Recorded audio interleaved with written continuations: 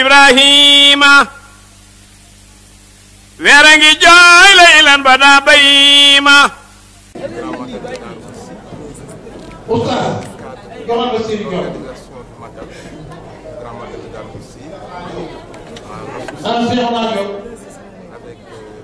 ana Cheikhouna Diop aide enfance de Madame Sall, de Mariam Sall. Nous avons organisé cette cérémonie pour encourager ici des écoles coraniques. Tout simplement, nous estimons que c'est un moment de partage et de fête. Donc, nous avons estimé que c'était une très bonne initiative de la part de l'association. Donner des cadeaux aux enfants, pour les enfants. Et en même temps,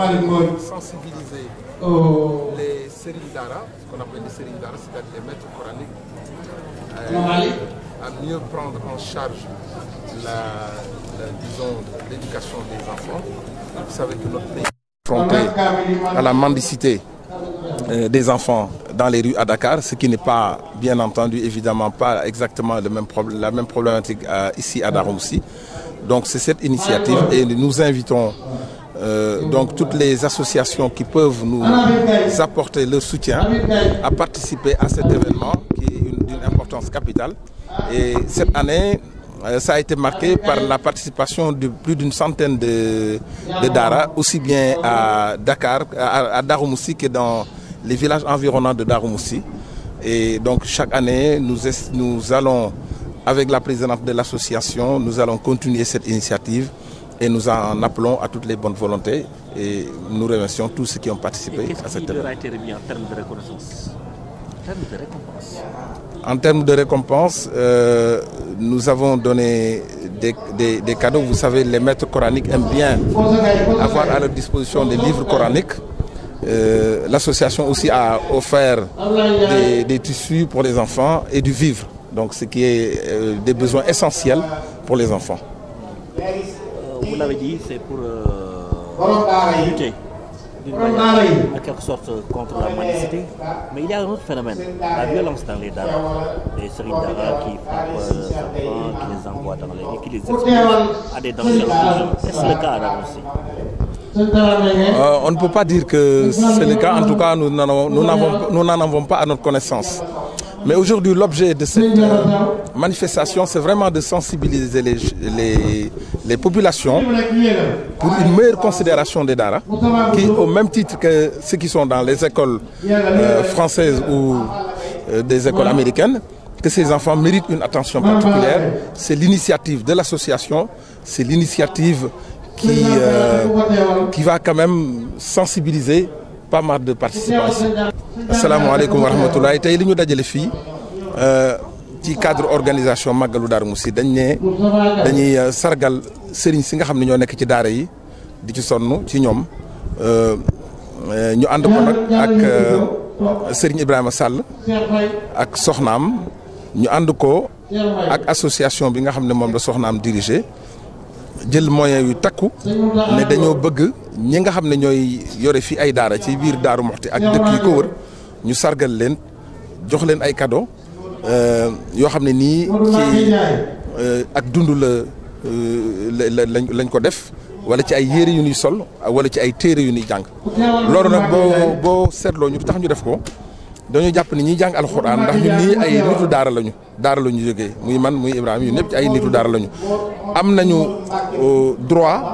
ñu toppatoo leen li ñuy wax les droits de l'enfance ca Nations Unies di ko wax dañoo am droit ñu toppatoo leen loolu nag ñun fii am nañ sensibilité fii ci Darou-Moussi am nañ sensibilité boobu association bi ànd ak ñun di ko def nga xam ne boo xoolee li ñu sargal ci ay daara ak ay sëriñ daara ëpp na téeméer kon loolu rek day wane ni bàyyi nañ leen xel ci màggal gi ndax màggal gi bari na activité yu ñu def waaye dañoo beral ñi nga xam ne ñoo nekk ci daara ak ñuy jàng alxuraan loolu rek moo doon manifestation. mais geste bi ngeen def est-ce que waa tax na bon taxawal ci mbedd yi taalibe yi wala yalbaan bi wàññeeku. waaw loolu dafa naa dana ci contribuer c'est vrai que loolu problème bu am bu doy waar la Dakar surtout bari na fa surtout Ndakaaru nga xam xale yi nga xam ne accident yi mën a am ci tali bi xale yi nga xam ne ñi ngi nekk ci mbedd mi feebar yi mën a am ci mbedd mi ak ñàkk toppatoo bi ak surtout sax li ñuy mën a jëli ci mbedd mi loo xam ne baaxul ci en terme éducation ñoom ci seen bopp sax ngay xool ni xale yooyu mën nañu sax dem ci violence bu ñu leen toppatoowul cadre boobu nag amul moom ci Darou Mouhty ndax cadre la bu gën a apaisé la ndax fii ab dëkk la boo xam ne nii li ko sos mooy daara ak jàng alxuraan borom dëkk bi muy maam Thierno Ibrahima ni ngeen fàttali ko ne moo jàngaloon mag ñi nga xam ne ñoo jiitu ci yoonu murit ñu mën cee wax ñaar ñoo xam ne ñoo ko waxal seen bopp muy Serigne Fallou ak sëñ Modou Moustapha ak sëñ Massamba kon loolu mooy wane ni lii ñu def fii tey sargal waa daara yi sargal sëriñu daara yi ak ñi nga xam ne ñi ngi ci daara loolu mooy sunu aada fii ci Darou Mouhty kon loolu daan moo doon taxawaay. waaw loolu dafay lu war parce que risque bi mu am tey buñ leen toppatoowul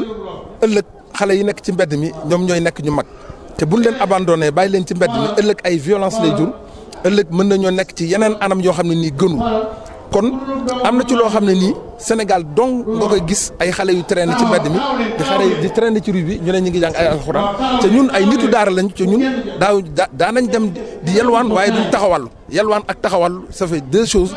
ñii ndaxawal ci mbedd mi nga xam ne ci ay rue lañu nekk chaque jour boulangerie boo dugg gis leen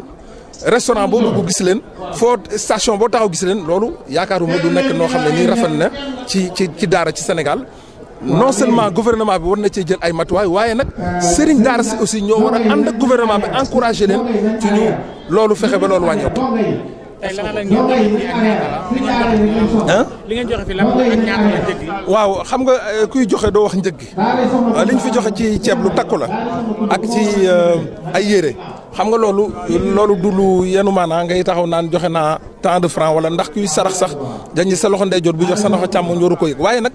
li tax ñu def ko dañ ne comme bisu fête la parce que bisu fête dañuy joxe cadeau 31 décembre ñu ne nañu woo xale yi fii ñu xam ne tey ci lañ bokk ci fête gi ñu xam moom la ñuy fête bi Serigne Touba gisoon maam Thierno Ibrahima loolu rek mooy esprit bi. janta ngi jooy maam Thierno Ibrahima weera ngi jooy laylan ba daa bayima